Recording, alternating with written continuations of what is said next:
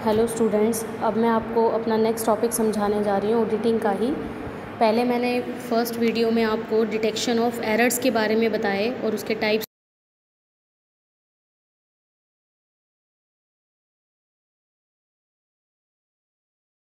करना चाहते हो किसी भी ऑर्गेनाइजेशन को नुकसान पहुँचाने के लिए, वो फ्रॉड में काउंट किया जाता है। और frauds are always committed consciously and can not be committed without exercise of proper question. मतलब इसके लिए कोई प्लान नहीं करना था, आप सोच लेते हो कि आपने कुछ ऐसा करना है, इंटेंशनली आप वो क्राइम करने जा रहे हो ऐसा, इसलिए फ्रॉड्स को डिटेक्ट करना बहुत ज़्यादा डिफ़िकल्ट होता है। कुछ टाइप्स के जो फ्रॉड्स हैं, जैसे कि मिस एप्रोप्रिएशन ऑफ कैश, यानी कि कैश का गबन हो जाना, गुड्स का हो जाना, या अकाउंट्स को ही मैनिपुलेट करके दिखा देना। तो कैश और गुड्स की जो मिस एप्रोप्रिएशन होती है, गबन होता है या उसको रॉन्गली दिखाया जाता है, वो सब लोअर लेवल के वर्कर्स एम्प्लॉयज़ जो है करते हैं। लेकिन अकाउंट्स को मैनिपुलेट करने का काम जो है हायर अथॉरिटीज़ करती है, लाइक फिर वो मैनेजर हो, ऑफिसर्स हो, ये लोग ज़्यादा करते हैं। डिक्सी ने क्या कहा है, the detection of frauds in an important part of the duties of an auditor who is able to detect frauds is better than an auditor who is unable to do so. तो one by one जैसे है, first misappropriation और embezzlement of cash, यानी कि नगद का गबन या दुरुपयोग कैसे हो रहा है। कहते हैं कि कैश का जो चोरी है वो ईज़िली हो जाती है, क्योंकि और कैश की चोरी कब होती है कि वो वैल्यू में हाई होती है लेकिन वॉल्यूम में कम होती है। छोटी होती है, पॉकेट में डालोगे तो भी ले जाओगे, पर्स कैरी किया होगा उसमें रखोगे तो भी हो जाएगा।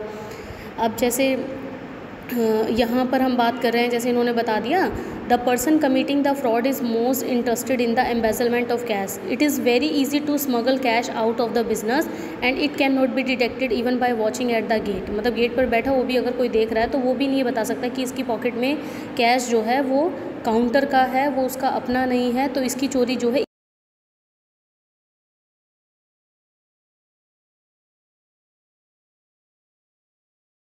रिसीप्ट ऑफ कैश, मतलब कैश में जितनी भी रिसीप्ट्स वगैरह आई है और अकाउंटेंट ने उसको दिखाया ही नहीं है, शो ही नहीं किया, तो ये एम्बेजलमेंट हुआ। Next, embezzling cash by not recording cash sales, cash sales को शो ही नहीं किया।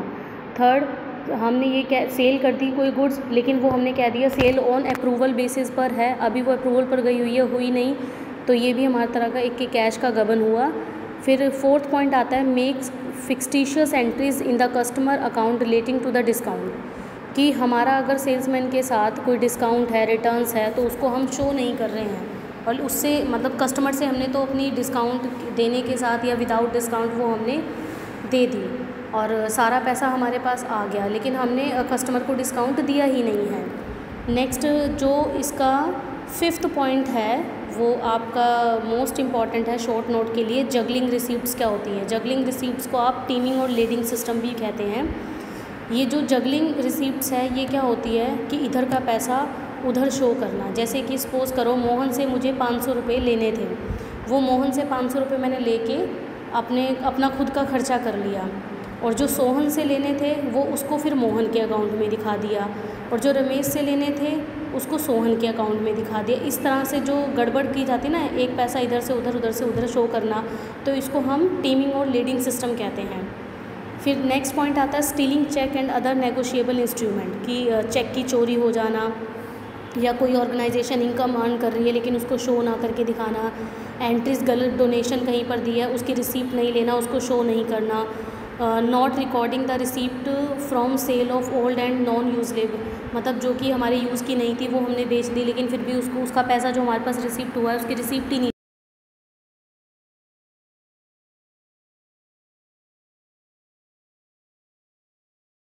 उसके शो कर दिया 50 की जगह 500 का दिखा दिया कंपनी को, देखो जी इतना खर्चा हो गया आप दे दो, तो 450 रुपये तो उसके पॉकेट में गए। तो इस तरह की जो गड़बड़ होती है उसको हम एम्बेजलमेंट ऑफ कैश कहते हैं। फिर नेक्स्ट पॉइंट आता है मिस एप्रोप्रिएशन और एम्बेजलमेंट ऑफ गुड्स। कहता है कि बहुत सारी बिजनेस ऑर्गेनाइजेशन के जो ऑनर होते हैं वो सबसे ज़्यादा एम्फसाइज़ करते हैं कैश के ऊपर, वो गुड्स के ऊपर इतना नहीं करते हैं, क्योंकि गुड्स में जो है स्टोर कीपर होता है वो उसकी केयर करता है भी कितना गोडाउन में माल आया है, कितना गया है, तो हम एक रिस्पॉन्सिबिलिटी के साथ उस पर्सन को वो जो काम है वो असाइन कर देते हैं।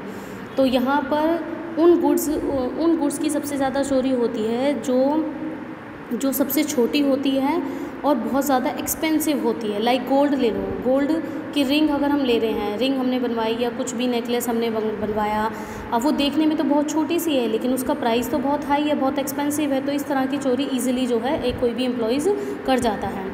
जैसे कि मिस अप्रोप्रिएशन ऑफ गुड्स के नंबर 1 stealing goods from the store, कि स्टोर से माल ही चोरी हो गया। फिर inconvenience with the some customer issuing fictitious credit note, कि हमने झूठा फिक्टिशियस क्रेडिट नोट बना के दे दिया कि 20% को हमने माल दे चुके हैं जबकि दिया उसे है नहीं। आफ्टर एंटरिंग परचेज, मतलब आपने ख़रीद लिया, ख़रीदने के बाद क्या किया, embezzlement the goods before the same reach the godown और स्टोर, इस तरह से दिखा दिया। Using the organisation goods for personal purpose, removing certain goods on account of purchase return and not entering the, कि हमने बेचा हुआ माल अगर हमारा वापस आ गया तो उसको हमने शो नहीं करके दिखाया, वो हमारे घर पर चला गया। नेक्स्ट पॉइंट आता है इसी तरह से कि अगर आपने मिस अप्रोप्रिएशन ऑफ गुड्स को डिफ़िकल्ट को टास्क करना है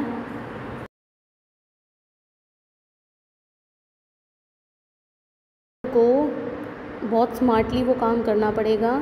जितनी भी हमारे स्टोर में गुड्स आ रही हैं उनकी रिसीप्ट, उनके वाउचर नंबर सारे 1 बाय 1 चेक करनी पड़ेगी, तभी हमें पता लग पाएगा। नेक्स्ट आता है मैनिपुलेशन ऑफ अकाउंट। मैं पहले भी बता चुकी हूँ कि अकाउंट्स की जो मैनिपुलेशन है वो हायर अथॉरिटीज़ के द्वारा की जाती है। फिर उसमें मैनेजर, ऑनर या कोई रिस्पॉन्सिबल ऑफिसर्स आ जाता है। ऐसा वो इसलिए करते हैं ताकि प्रॉफिट्स को अर्न करने के लिए, जैसे कि saving of income tax and sales tax है, hiding the true picture of the business from competitor है, अगर ट्रू पिक्चर कॉम्पिटिटर को पता लग जाएगी तो वो हाई डिमांड करेगा। Enhancing profit with the aim of earning a higher amount of commission, अगर कमीशन ज़्यादा चाहिए तो हम प्रॉफिट ज़्यादा दिखा देंगे। Gaining advantages in case of possible sale of the business, declaring lower profit with the aim of declaring lower dividend, हम ये कह देंगे कि हमारे पास प्रॉफिट्स नहीं हो रहे तो हम डिविडेंड देने की कंडीशंस में नहीं है। Maintaining the rate of dividend, obtaining loan, और भी और तरह के जो मैनिपुलेशन ऑफ अकाउंट है वो है not claiming depreciation on assets, हमने दिखाया नहीं कि एक एसेट्स खरीदी थी उस पर डेप्रिसिएशन हुआ है लोअर और हायर रेशो के हिसाब से। मान लो आपने कोई गुड्स की सप्लाई की है, उसकी अमाउंट को ज़्यादा बढ़ाकर दिखा दिया है, जैसे हम ये कहते हैं ना कि वास्तविकता से कम लाभ प्रदर्शित करना, उसमें हमारे ये आ जाएंगे कि बिज़नेस में, मार्केट में बिज़नेस की जो सक्सेस है उसको गलत तरीके से हम दिखा रहे हैं, या टैक्स लाइबिलिटीज़ से बचना चाह रहे हैं, या शेयर्स को कम करके दिखाना चाह रहे हैं। अगर हम एक्सपेक्टेशन से ज़्यादा प्रॉफिट चाहते हैं तो उसके लिए मैनेजर क्या करेगा, ज़्यादा कमीशन जब रिसीव करना चाहता होगा तो वो ज़्यादा प्रॉफिट दिखाएगा। अगर वो हाई रेट से डिविडेंड डिक्लेयर करना चाहता होगा, वो चाहता है कि उसके शेयर्स जो है ज़्यादा रेट पर सेल हो जाए, तो वो कंपनी के शेयर्स का होल्डर होगा। अगर एक पर्सन जो है शेयर होल्डर को ज़्यादा लाभ दिखाना चाहता है तो जिसके कारण क्या होगा कि हर उस पर्सन के जो शेयर होल्डर है उनका विश्वास बना रहेगा और अपनी सेवाओं को वो बनाए रखेगा। फिर आता है कि आपने क्या है, under valuation over valuation show कर देनी है, showing fictitious expense and not showing actual expense, की एक्चुअल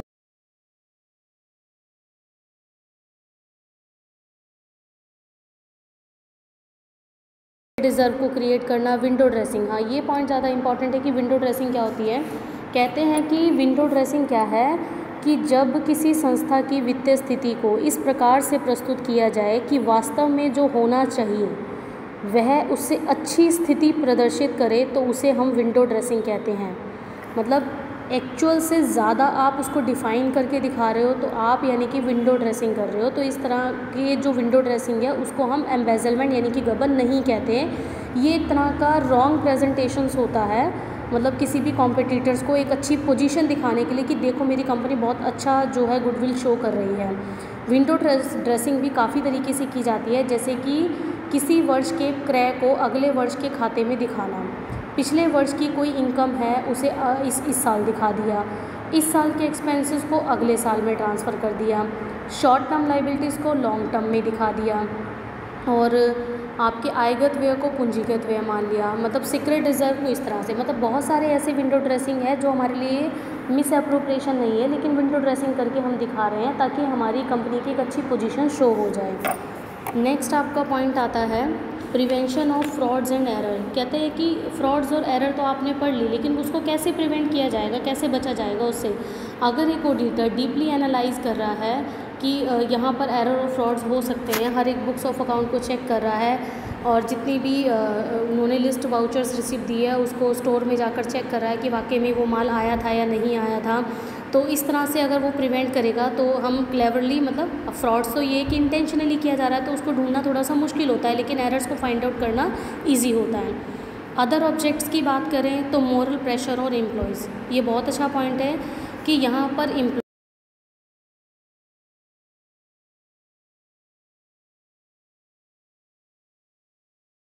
और बहुत एफिशिएंटली, बहुत रेगुलरिटी के साथ करते हैं, इससे जो है नेग्लिजेंस होने के चांसेस बिल्कुल ही कम हो जाते हैं। सेटिस्फाइंग गवर्नमेंट ऑफिशियल्स, लीगली जो है कोई सोल प्रोप्राइटर या पार्टनरशिप के लिए मैंडेटरी नहीं होता ऑडिटिंग कराना, लेकिन जहाँ पर हमें अपने टैक्स लाइबिलिटीज़ की बात आती है वहाँ पर हम ऑडिटर को बुला के अपना काम करवा लेते हैं। फुलफिलिंग लीगल रिक्वायरमेंट, कहते हैं कुछ कंपनीज़ ऐसी हैं, कंपनीज़ है, बैंक्स हैं, इंश्योरेंस कंपनी है, जहाँ पर लीगली मैंडेशन है कि आपको ऑडिटिंग करवानी ही पड़ेगी।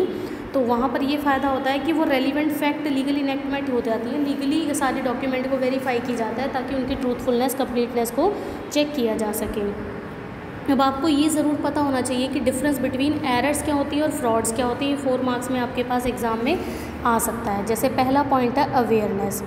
अब एरर्स की बात करें, the person committing the error is not aware that he is doing so, मतलब अशुद्धियों में पता नहीं होता, वो हो जाती है, जैसे भूल संबंधी अशुद्धि करना ही भूल गए, वो बाई चांस ऐसा हुआ है। लेकिन जो फ्रॉड्स है वो फुली अवेयरनेस के साथ फ्रॉड्स किए जाते हैं। इंटेंशन की बात करें तो एरर्स में ऐसी कोई इंटेंशन नहीं है, अनइंटेंशनली ऐसा हो जाती है। लेकिन फ्रॉड्स की बात करें, the person committing the fraud does so knowingly and with the intention of deceiving other, मतलब दूसरों को हार्मफुल इफेक्ट डालने के लिए फ्रॉड्स की जो है किए जाते हैं इंटेंशनली। रीज़न की बात करें, error usually occur due to negligence, लापरवाही की वजह से ऐसे एरर्स हो जाते हैं। Frauds are always committed cautiously, सावधानीपूर्वक किए जाते हैं। Can not be committed without exercise of proper question. Planning, errors की बात करें, people usually plan to reduce the amount of error being committed by them, कि यहाँ पर प्लानिंग एरर्स की इसलिए की जाती है ताकि एरर्स कम से कम हो, पूरी प्रॉपर प्लानिंग के साथ काम किया जा सके। अगर फ्रॉड्स की बात करें तो दूसरों को हार्मफुल